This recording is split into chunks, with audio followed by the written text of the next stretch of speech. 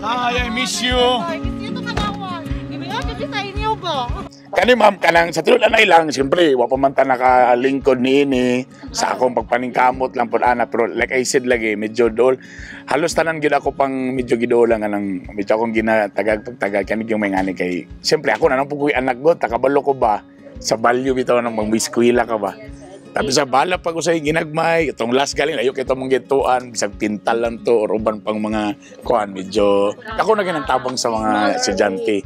Takabalo beta nga kitang tanan nagsugod sa pagdamgo sa katong gamay pata. Yes. So munang usapon nga ako excited po usay kung imbitaron ko inspirational message sa mga ingani-ingani kay gusto po nako usa sa akong gusto po isulti sa mga ginikanan nga please ayaw gyud mo kamoy una mo patay sa damgo sa inyong mga anak. Kaya usay ang bata gusto ko magdoktor paghilom dia pobrita. Sa balay pa lang ma'am humana ang damgo. Humana ang damgo. Sa balay pa lang patay na ang damgo. Tapos nagkuhan lang ka. Mag-expect ka nga ganahan siya, madasig siya, di ba? Ana ba? Ayaw patya sa balay pa balag minsan nga matukog mon, larga umanan ta ka anak.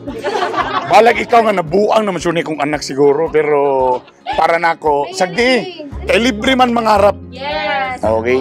Yes. Sayang galing ron wala ko nauban ako mga kids kay every time po mo bisita ko nga ni school so ako banon ako mga bata kay para sila mismo po ma-appreciate nila kung unsay na sila para ma-grateful ang bata kay sometimes na yung mga bata nga usay dili mo ma-blame nga grabe kay wala man sila comparison. Wala man sila comparison.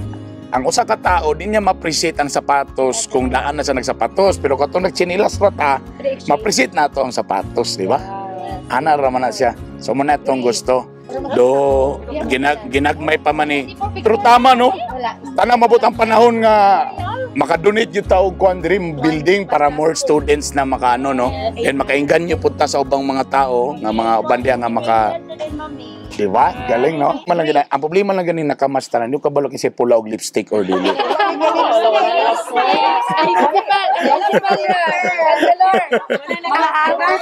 So, nako gipalit nga 2 ka kilong karne. Sorry na tong gidala day. Sorry. Pero kanila sa ma'am kay ang akong kuan dia mga mas, alcohol, tapos mga kuan, mga beans. Pero hopefully makabalik ko madungagan pa nato na mamahapon, mama. Kining Filipino Chinese Friendship Elementary School was built last 2018 around mga September. From the benevolence and generosity of the Filipino Chinese organization sa Cagayan de Oro City nga kanila chapter. And today na ay 8 teachers karon ang among school ug ako ang nag-iisang school head. Kining Filipino Chinese Friendship Elementary School was built para sa mga sendong victims. Sila gyud ang mga main beneficiaries. Kami nagpadayon pagpangita sa mga stakeholders kay nagkinahanglan kami sa mga health and safety essentials nga magamit namo labi na karon sa umaabot gayud nga face-to-face classes. So for and in behalf of my Filipino Chinese Friendship Elementary 8 competent and dedicated teachers, we are so grateful to award this certificate of recognition to Honorable Councilor Malvern Bernice Parsha for his outstanding contribution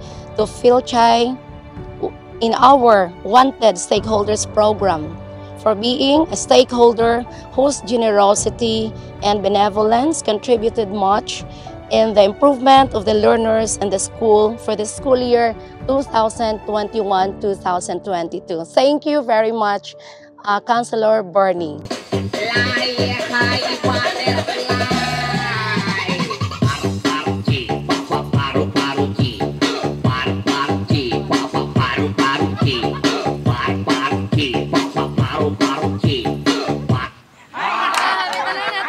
Thank you very much, Councilor Bernie!